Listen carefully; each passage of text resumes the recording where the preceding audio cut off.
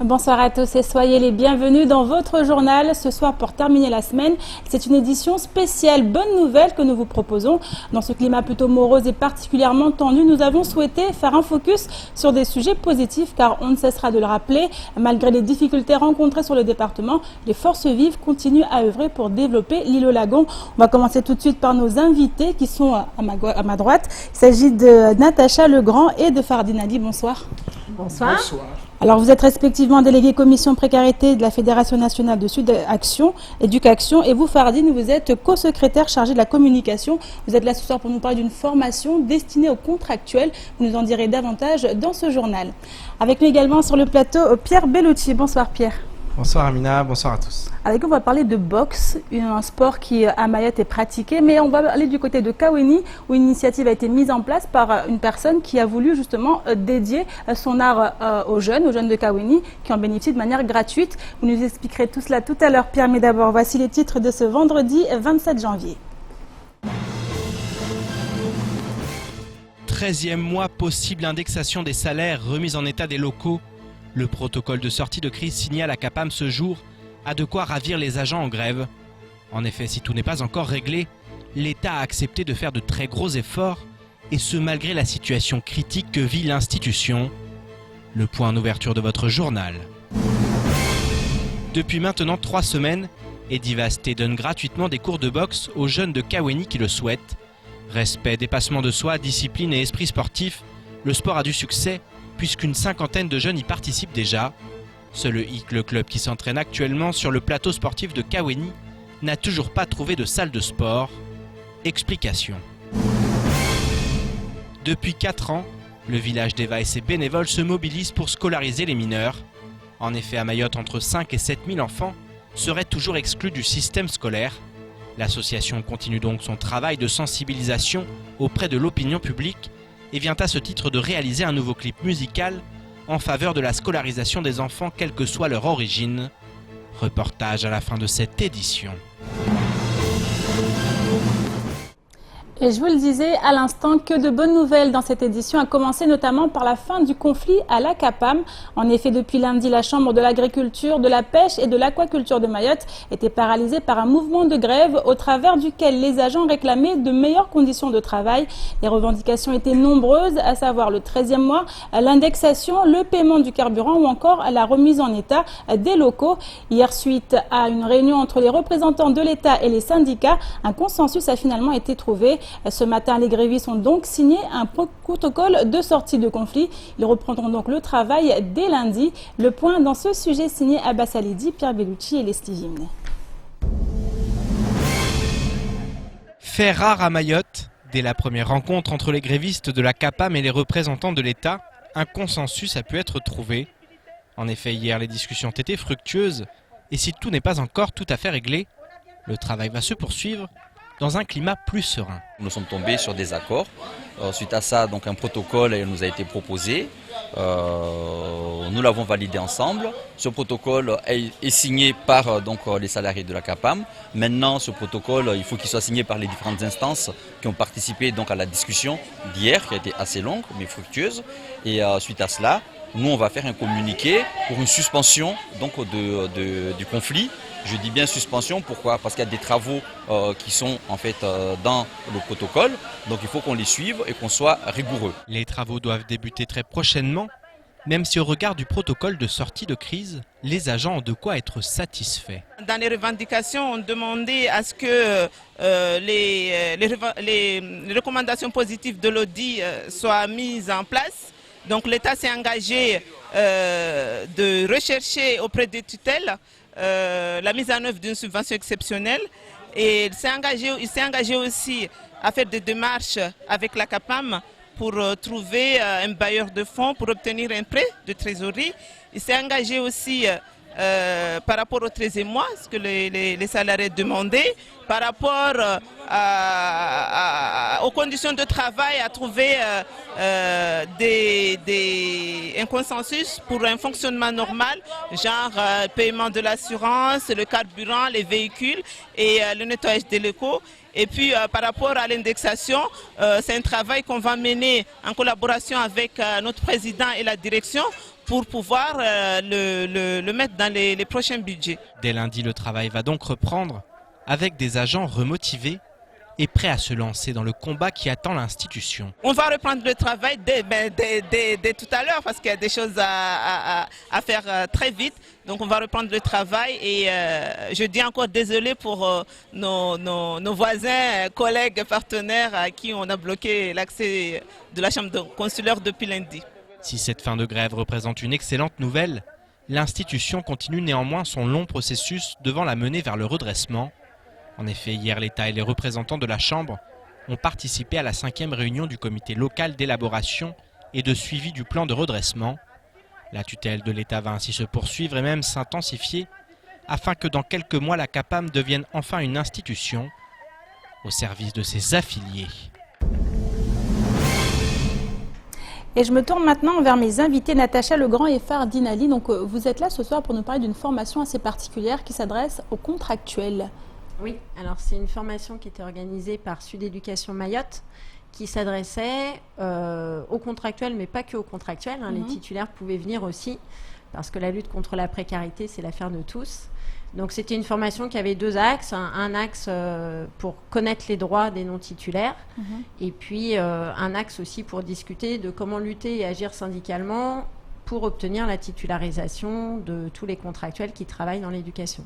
Alors là, on parle de l'éducation. Est-ce que d'autres contractuels, d'autres secteurs du public pouvaient justement participer à cette formation? Alors non, ce n'était pas une formation organisée par Solidaire, qui est le regroupement des syndicats Sud Éducation, donc aussi bien du public que du privé. Là, c'était vraiment spécifique à l'éducation. C'est déjà assez complexe, en fait, juste dans l'éducation, parce que dans les établissements, on trouve des agents, on trouve des surveillants, on trouve des accompagnants d'élèves en situation de handicap, on trouve des administratifs et des enseignants. Et en fait, dans tous ces personnels-là, il y a des employeurs différents, des contrats différents. On est actuellement sur à peu près 6 contrats différents, c'est-à-dire qu'on va avoir des titulaires de la fonction publique d'État, des titulaires de la fonction publique territoriale. On va avoir des CDI de droit public, des CDD de droit public, et on a aussi dans l'éducation des contrats de droit privé qui sont des contrats aidés, les contrats uniques d'insertion qu'on trouve de plus en plus et dans de plus en plus de missions.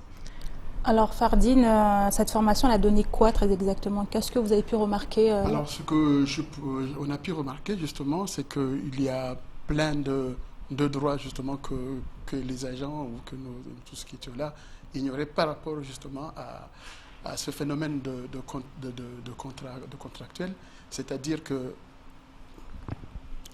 voilà. Donc, c'est-à-dire que les agents qui étaient là ont pu s'apercevoir que, contrairement à ce qu'ils pensent, parce qu'ils sont des contractuels, donc ils sont dans un contrat précaire, donc la tendance c'est d'avoir peur justement de réclamer ses droits. Donc tout le monde a des droits, même quand on est contractuel. Alors donc, quel droit justement ils ignoraient par exemple? Avec quel droit ils ignoraient? Ne serait-ce que venir par exemple se présenter à la formation et croire que quand l'employeur ou quand le directeur ne laisse pas, enfin lui dit de ne pas venir par exemple, il se terre dans un coin, dire que non, je ne peux pas parce que mon supérieur hiérarchique n'a pas accepté. Alors que c'est un droit à la formation, c'est un droit à tous les salariés, qu'ils soient contractuels ou titulaires. Alors dans ce cas précis que vous venez de citer, quel recours il a alors le contractuel? Le recours, c'est de connaître un maximum ses droits. Et effectivement, normalement, c'est 12 jours de formation syndicale par an auxquels ont droit tous les travailleurs. Et donc, cette formation, si elle n'a pas été acceptée cette fois-là, il faut qu'elle puisse accepter un prochain stage. Et je crois que là, le message est bien passé parmi les participants qui étaient là au stage, de dire que c'était pas normal qu'on refuse l'accès aux formations systématiquement des plus précaires. Comme par hasard, les personnels sous contrat unique d'insertion, ils étaient très peu présents parce qu'en fait, ceux qu'on souhaitait venir n'ont pas pu venir. Donc, de connaître ces droits, ça permet aussi de les faire appliquer, en fait. Et concernant ces contrats, on s'est rendu compte pendant la formation aussi que le rectorat les faisait travailler 24 heures alors qu'ils ont des contrats de 20 heures.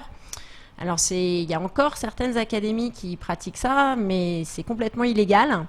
Parce qu'en fait, le rectorat, quand il fait ça, annualise le temps de travail et donc récupère en fait les périodes de fermeture d'établissement qui sont en plus des congés payés légaux. Et donc, cette annualisation, elle n'est pas possible pour des contrats uniques d'insertion. Donc là-dessus, il va y avoir action aussi derrière pour récupérer ces heures qu'ils ne doivent pas faire. Alors justement, là, il n'y avait que les personnes concernées, enfin les contractuels. Est-ce qu'il y avait des employeurs qui étaient là, justement ? Ah non, là on est dans le cadre d'une formation syndicale. Vous n'avez pas forcément de retour, vous n'avez pas forcément adressé de courrier particulier ou quelque chose aux employeurs pour leur dire que justement vous allez prendre en charge ces personnes. Ah bah ça va être la suite du stage, c'est-à-dire que dans la suite du stage, il va y avoir effectivement des contacts de prix avec le rectorat pour leur dire qu'ils sont dans l'illégalité, qu'il va falloir qu'ils corrigent, qu'ils rectifient le tir. Alors combien de personnes étaient concernées ? Alors, on était aux environs de 30 personnes, donc un peu plus au départ. Et puis aujourd'hui, il y a eu quelques absences, mais c'était là comme ça. Prochaine session est prévue pour quand ? Alors, prochaine session, normalement, ce sont des sessions qu'on doit multiplier justement pour qu'on puisse ratisser un certain nombre de personnes, ratisser assez large, parce que le nombre de contractuels va de plus en plus grandissant à Mayotte. Donc, je pense qu'on va très vite voir dans quelle mesure on pourra organiser une prochaine session, voire même d'autres dans l'année. Et comment s'inscrire à ces formations ? C'est une demande à faire à son supérieur hiérarchique, c'est un courrier à demander un mois avant. Et je reviens un petit peu dans le contenu du stage. On avait aussi une présentation historique de lutte contre la précarité qui ont eu lieu dans le passé, parce que c'est pas nouveau, la précarité dans les services publics et dans l'éducation en particulier. Donc on a revu aussi tous les grands plans de titularisation qui ont eu lieu, et donc on s'aperçoit en revenant en arrière que des titularisations sans condition de concours, ça existait par le passé. Et nous, ça c'est une revendication forte qu'on porte à Sud Éducation, parce qu'on considère que le concours, c'est un recrutement et que les personnels contractuels qui sont en poste, ils sont déjà recrutés. Et donc, on demande à ce qu'ils soient, après un an où ils n'ont pas eu de formation, ils étaient en poste, qu'ils soient mis tout de suite en formation pour être titularisés l'année suivante. Donc, la demande, la revendication syndicale de titularisation sans concours, c'est quelque chose de très fort et qui a été possible dans le passé. Et puis, sans condition de nationalité aussi, parce qu'actuellement, pour être fonctionnaire, il faut avoir une nationalité soit française, soit de ressortissant de l'Union européenne. Donc, ça classe aussi un petit peu entre les bons étrangers et les mauvais étrangers, ce qui nous pose aussi problème. Et on ne voit pas pourquoi on exclurait de la titularisation des personnes qui n'auraient pas la bonne nationalité. Merci beaucoup en tout cas Natacha Legrand et Fardine Ali du syndicat Sud Éducation. Merci beaucoup pour toutes ces précisions. Et vous ne le saviez peut-être pas, mais Mahmoud Aziari, l'ancien directeur de la CIM, est de retour sur le devant de la scène. En effet, celui qui ne cesse de dénoncer un système qui, selon lui, tend vers la médiocrité, se lance aujourd'hui dans une nouvelle activité, la formation des futurs grands entrepreneurs de demain. Par le biais de Clémaille, il souhaite fournir des conseils financiers et pratiques permettant de pousser le secteur privé vers l'excellence. Un projet qui arrive aujourd'hui à terme et qui ne devrait pas se cantonner au 101e département de France. Écoutons plutôt ces propos recueillis ce matin lors de la matinale de Kwezi.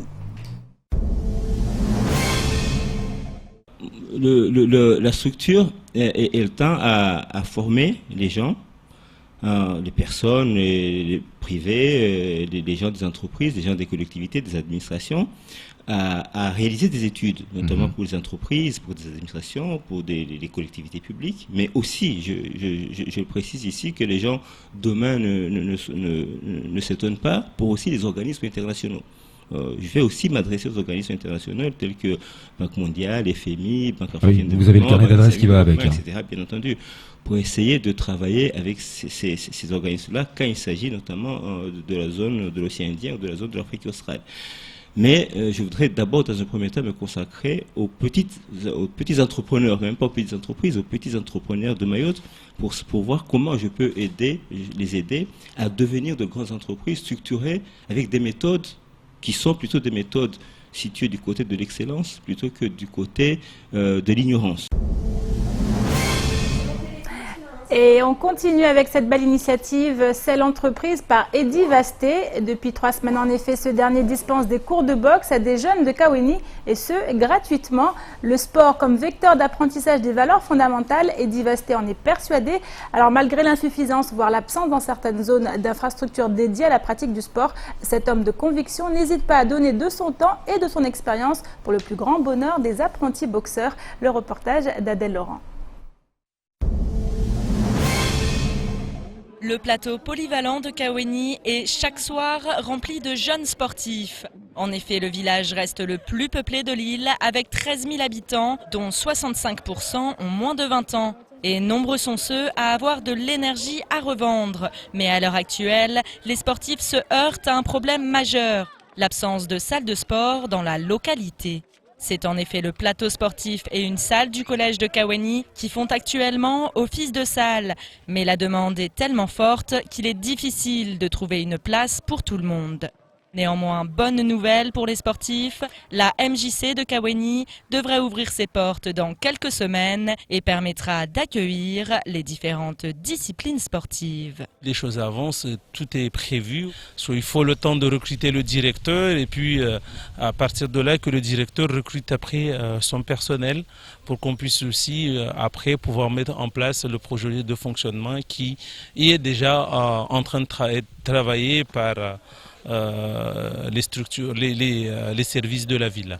Qu'on va essayer de trouver la formule qui va permettre à ce que chaque discipline qui peut être adaptée dans la MJC puisse aussi avoir sa place. En attendant l'ouverture de la MJC, les athlètes tentent de se trouver une place au plateau sportif. Football, basket, handball, nombreux sont les sports à y être pratiqués. Et depuis plus de 3 semaines, c'est la boxe qui y a fait son entrée. En effet, depuis presque un mois, Eddy Vasté donne gratuitement des cours aux jeunes qui le souhaitent et leur prête pour le moment son propre matériel. Et s'il appelle à la solidarité les clubs de sport de métropole et de Mayotte pour des dons de matériel, le plus préoccupant pour l'entraîneur reste de trouver une salle. Actuellement, je suis en train de monter une association. Les démarches sont en cours. Après, ce qu'il faut savoir, c'est que pour le moment, j'ai pas encore trouvé de salle. Et on va voir, on essaye d'avoir une salle le plus rapidement possible parce qu'il faut dire, on arrive dans la trêve, la saison des pluies. Ça va être un petit peu compliqué. Compliqué, et d'autant plus que le cours d'Eddy Vasté a du succès. 30 élèves de 8 à 20 ans en 3 semaines, un chiffre qui ne cesse de grossir, preuve que la demande est forte. Tous les jeunes, ils sont la bienvenue. Après, moi personnellement, le club, il est ouvert à tout le monde. Que ce soit femmes, hommes, c'est mix. Moi, je viens d'un milieu un petit peu chaud. Je viens du 93. Après, personnellement, quand on dit Kaweni, c'est un quartier un peu sensible. Personnellement, moi, je trouve pas. Donc, regardez, c'est des jeunes qui sont magnifiques. Ils n'ont qu'une envie, c'est qu'on soit là pour les encourager et en même temps les envoyer le plus loin possible. Moi, personnellement, je ne vais pas vous mentir. Il y a des jeunes, ils ont des talents exceptionnels. Après, si on peut les emmener en équipe de France, ce serait pas magnifique, ça ? Une ambition que partage Abdallah Naouman. C'est un sport que je ne connais pas. Au profil du temps, je le découvre. Petit à petit, on verra si ça va nous ouvrir des portes dans le futur. Ça pourrait être mon métier ou je ne sais pas. Ça me motive beaucoup. Voir des gens qui ont réussi leur vie à cause de ce sport, ça vaut le coup d'essayer. Chaque fois qu'on arrive, il y a des nouveaux qui arrivent. Du coup, ça nous rapproche, ça détend les attentions et tout. Je pense que c'est bien. Parce qu'il y a de la rassemblement, il y a des gens, on se voit, on se parle bien. Respect, dépassement de soi, discipline et esprit sportif, la boxe peut également promouvoir la paix. C'est grâce au coach Eddy, il nous a trouvé, on était dans la rue, on faisait des trucs pas bien et il nous a proposé de faire la boxe. Mais je trouve que c'est bien parce que j'ai beaucoup progressé depuis 2 semaines à peu près. Ça peut ouvrir beaucoup de portes, on peut arrêter facilement la violence grâce à ce sport. On garde l'énergie pour aller boxer sur le ring. Des jeunes motivés qui ne demandent qu'à être encadrés et qui seront peut-être les futurs champions de boxe de Mayotte. Il reste maintenant à espérer que le futur boxing club de Kaweni puisse se développer dans les meilleures conditions. En voilà une belle initiative, Pierre, des jeunes qui sont motivés et qui sont assidus à ces cours de boxe qui sont dispensés depuis maintenant 3 semaines du côté de Kaweni. Oui, et qui sont de plus en plus nombreux surtout, puisque le reportage a été tourné en milieu de semaine et aujourd'hui Eddie Vasté est venu nous rendre visite et nous expliquait qu'aujourd'hui ils étaient une trentaine, aujourd'hui ils sont une cinquantaine, donc vraiment ça fait des émules. Et pourquoi, encore une fois, on le répète souvent, mais parce que ces jeunes ils ne demandent qu'une chose, c'est d'avoir une activité. Et l'un des problèmes et l'une des sources de la délinquance, c'est l'oisiveté à Mayotte. Effectivement, il y a la précarité, mais il y a aussi cette oisiveté. Ces jeunes ne savent pas quoi faire. Il y a des jeunes qui ne sont pas forcément dans la précarité, mais qui se laissent entraîner parce que ils sont avec d'autres jeunes, ils ne savent pas quoi faire, ils traînent pendant des heures dans les rues et voilà, la moindre activité, et c'est ce qu'on a remarqué dans de nombreux sujets que nous avons pu tourner, la moindre opération de nettoyage, la moindre opération, la moindre activité à Mayotte, les jeunes sont demandeurs, ils sont extrêmement motivés, ils font preuve vraiment d'enthousiasme, ils font preuve de beaucoup d'énergie, et c'est vrai que c'est extraordinaire. Et on se dit finalement quel gâchis tout ça. Alors quand on a ce genre d'initiative, on ne peut que les mettre en avant et surtout il faut soutenir Eddie Vasté. C'est aussi l'objet de ce reportage. Alors on le sait, notamment Sidi Nadjayeddine, il connaît très bien le Kaweni et les quartiers de Mamoudzou, et il essaie justement dans la politique de la ville de développer aussi le côté sportif, d'apporter des activités à ces jeunes, que ce soit effectivement du sport, mais également des activités culturelles, de la danse, du chant, du théâtre, tout est possible parce qu'il y a vraiment une demande qui est extraordinaire. Alors justement, on a vu ces jeunes eux-mêmes, comme vous le disiez tout à l'heure, sont motivés et puis ils le disent. Nous, si on nous propose des choses, on arrête de faire des mauvaises choses, comme il disait. Donc la délinquance, on lutte aussi comme ça contre ce fléau. Bien sûr, puisqu'il y a le côté répression. Il y a le côté répression qui est indispensable au vu de la situation. On regarde la situation à Mayotte. Cette répression, elle est indispensable, mais si on ne soigne pas le problème j'allais dire, à sa source, c'est-à-dire cette oisiveté et cette précarité, forcément, on n'arrivera jamais à faire en sorte que ces jeunes se dérivent du mauvais chemin, se détournent de ce mauvais chemin. Donc bien sûr que ça passe par là, et là il faut absolument que les politiques publiques elles fassent en sorte que ces jeunes aient des activités, s'épanouissent dans ces activités, parce qu'ils s'épanouissent. Le prochain sujet, ça sera sur la capoeira, on va le voir. C'est pareil, c'est vraiment une activité qui pourrait être développée à Mayotte, parce qu'il y a énormément de jeunes qui seraient intéressés. Bon, c'est une activité qui est très peu médiatisée, mais il y aurait beaucoup de jeunes, parce que c'est dit dans le reportage, et c'est la réalité. Mayotte regorge de jeunes avec un potentiel extraordinaire. C'est peut-être le territoire de France qui possède le plus grand vivier de jeunes avec un potentiel à exploiter, et un potentiel qui peut les amener. Il l'a dit notamment en off, hors caméra. Moi, mon objectif, c'est de les emmener aux Jeux Olympiques. Pourquoi pas ? Pourquoi pas ce matin, on se souvient, tout le monde a entendu les propos de Fawzia Kordji, qui se présente au sénatorial et qui a dit pourquoi pas moi. Et c'est vrai que ces jeunes, c'est ça, pourquoi pas eux. Donc c'est pour ça qu'il faut absolument les soutenir ces initiatives. Et ça, c'est le travail des pouvoirs publics. Justement, dernière question, Pierre. Aujourd'hui, les activités, même si aujourd'hui de plus en plus sont créées, de plus en plus ça se développe, mais maintenant on se pose encore la question des infrastructures. Alors ça, c'est effectivement un autre problème. C'est pour ça, encore une fois, c'est là où les pouvoirs publics doivent intervenir, puisque on le voit, ils s'entraînent sur un plateau, les conditions sont très difficiles. Alors il l'explique, le matériel, c'est pas un problème. Il a beaucoup de contacts, puisque il a fait partie de nombreux clubs en métropole, donc il a pu faire venir du matériel. Maintenant, effectivement, lorsque il y a de plus en plus de monde inscrit et qu'il n'y a pas de complexe, ou il n'y a pas de salle, qu'il n'y a rien, c'est compliqué. Il y a la saison des pluies, donc ça peut décourager certains jeunes. qui vont en avoir marre de s'entraîner dans ces conditions. Donc effectivement, les infrastructures, mais ça prend du temps. Ça coûte de l'argent, mais il faut absolument investir dans des infrastructures et pas uniquement sportives.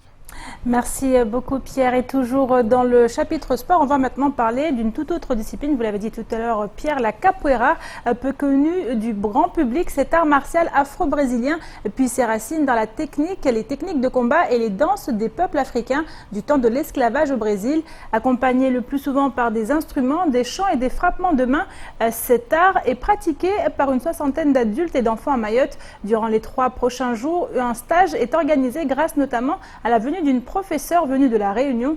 Zoom sur ce sport qui mérite à être connu dans ce sujet signé Pierre Bellucci et Leslie Gimlet. La capoeira existe à Mayotte depuis 2009. Encore méconnu dans de nombreux pays du monde, cet art martial afro-brésilien très spectaculaire est néanmoins de plus en plus pratiqué en France. Seul problème, ce sport ne bénéficie pas des structures dont jouissent bon nombre d'autres disciplines. Dimaïs, professeur bénévole à La Réunion, se trouve actuellement à Mayotte dans le cadre d'un stage et elle nous en dit plus sur cet art si particulier. C'est à la fois un sport, c'est une discipline, c'est aussi une philosophie, c'est une manière de se retrouver aussi. Enfin, donc voilà. Après, c'est vrai que pour moi, c'est un sport, mais il n'y a pas de code, il n'y a pas de fédération de capoeira, donc du coup, il n'est pas rattaché de suite sur de la compétition. Ou voilà, il est aussi très lié à une culture. Donc quand on fait de la capoeira, certes on apprend des mouvements techniques, des acrobaties, mais on apprend aussi des chansons, on apprend à jouer de la musique, on apprend à parler portugais. À Mayotte, 40 enfants et une vingtaine d'adultes pratiquent la capoeira sur 3 sites situés à Kaweni, Tsingoni et Tsunzu 2. Problème, l'île ne possède pas de véritables professeurs et a donc besoin de faire appel à des intervenants extérieurs pour que les licenciés progressent plus rapidement. Des licenciés qui pourraient être bien plus nombreux si ce sport bénéficiait d'une plus grande visibilité. C'est vrai que quand on voit tous les enfants qui font les acrobaties sur la plage, qui font le hip-hop, on voit qu'il y a un potentiel qui pourrait être redirigé vers la capoeira. Mais le souci, c'est que la plupart de ces enfants-là, ils aiment bien faire leur truc indépendant. Quand c'est des activités trop cadrées, ça ne les attire pas forcément. Donc ce public-là qu'on pourrait toucher, c'est vrai qu'on n'a pas trop. Et en ce qui concerne la boxe, j'en fais aussi. C'est vrai que ça attire beaucoup de personnes, que c'est cadré. Mais la capoeira, c'est quelque chose qui est un petit peu moins connu. Donc c'est peut-être pour ça que ça attire moins. Mains, tête, genoux, coudes, toutes les parties du corps sont utilisées par les joueurs de capoeira. En effet, si cet art revêt un caractère martial, il possède aussi et surtout des vertus de partage. Et il ne s'agit donc pas de combattants, mais de joueurs. On appelle ça un jeu de capoeira déjà et non pas un combat de capoeira, et on dit plutôt jouer avec une personne et pas contre une personne. Donc en fait, on développe un jeu, on dit voilà, un coup de pied peut représenter une question, une esquive peut représenter une réponse, et puis après on va rajouter des jolis mots, des acrobaties, des choses comme ça. Donc c'est vrai qu'on ne parle pas de duel, on ne parle pas de combat. Maintenant, c'est vrai que à l'origine, la capoeira, elle a quand même servi à la libération des esclaves, on va faire court. Du coup, il y a quand même, effectivement, une notion de combat dedans, mais c'est vrai qu'elle apparaît pas clairement. D'ailleurs, la plupart des gens, ils pensent que c'est de la danse, et tant mieux, puisqu'en fait, c'est vrai que la capoeira, elle avait été interdite, donc elle a été déguisée en danse, etc. Donc jusqu'à aujourd'hui, on va dire que cette ruse-là, elle fonctionne. Après, il y a aussi des cours, dans certains cours, on va choisir de développer vraiment plus le côté martial. À Mayotte, la capoeira, au même titre que la boxe, peut permettre à des dizaines de jeunes de pratiquer une activité valorisante et riche en partage. À ce titre, la capoeira Mayotte organise un stage durant les 3 prochains jours, avec notamment une représentation place de la République prévue demain. Pour plus d'informations, rendez-vous sur la page Facebook d'une discipline qui mérite à être connue.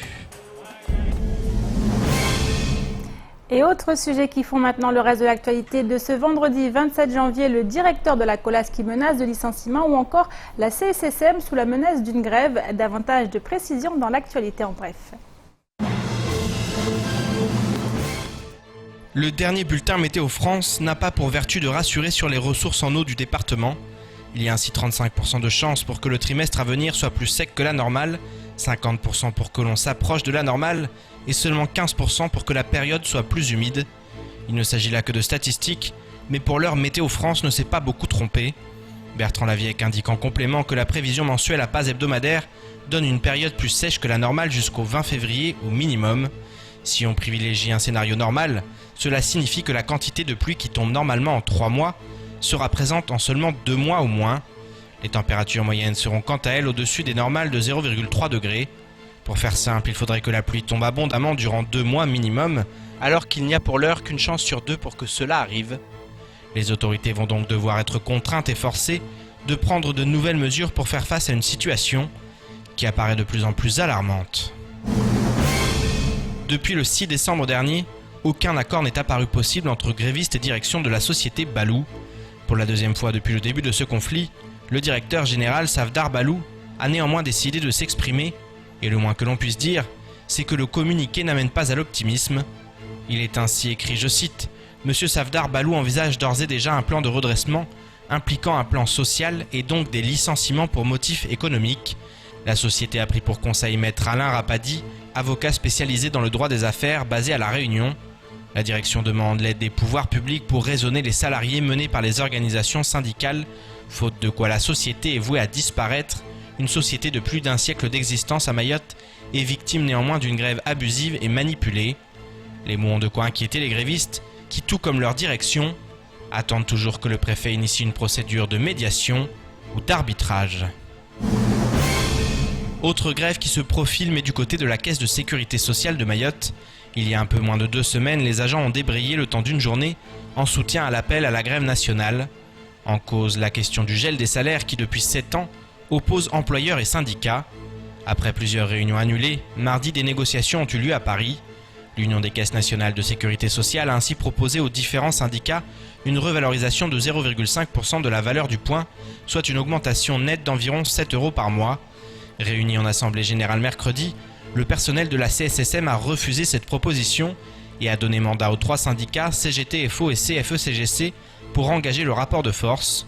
Une grève illimitée se prépare donc au sein de la caisse de sécurité sociale du département, avec comme revendication principale l'augmentation de salaire et la retraite complémentaire, dans la mesure où seul le personnel de Mayotte ne bénéficie pas encore de ce droit.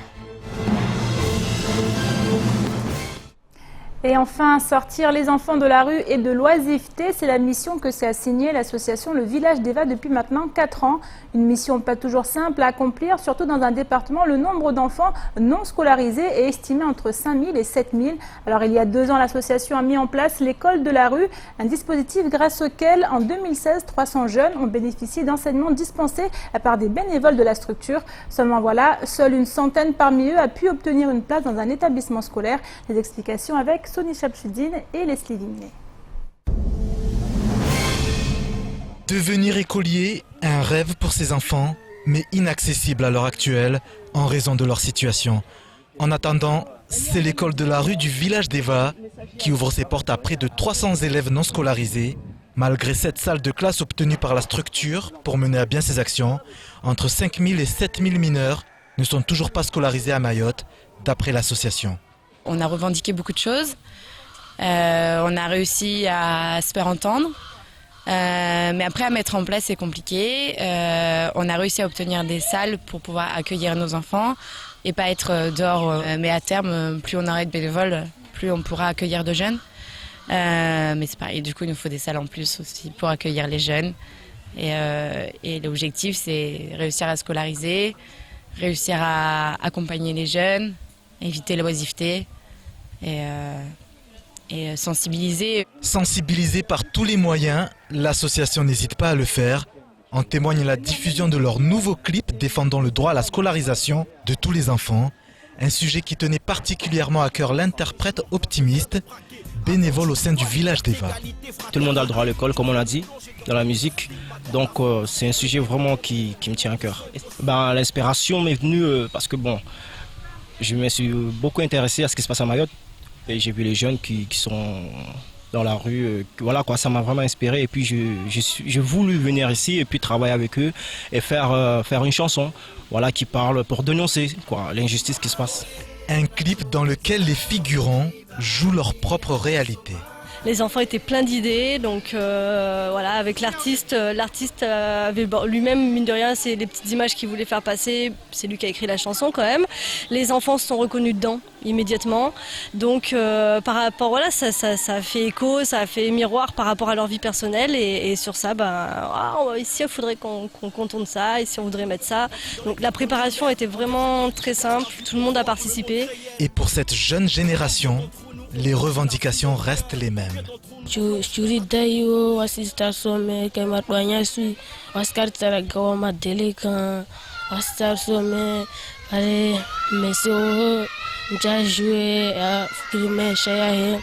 Un message qui espère enfin trouver un écho favorable dans l'île.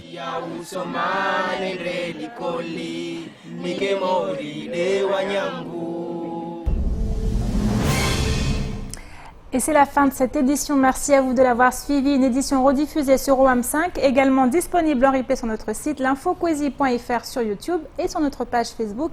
Et demain, samedi et dimanche, ne ratez pas votre rendez-vous de la semaine, les rendez-vous de l'info. Samedi, ce sera avec Najim Hamada et dimanche avec Mahmoud Aziari. Excellente fin de semaine à vous et à lundi.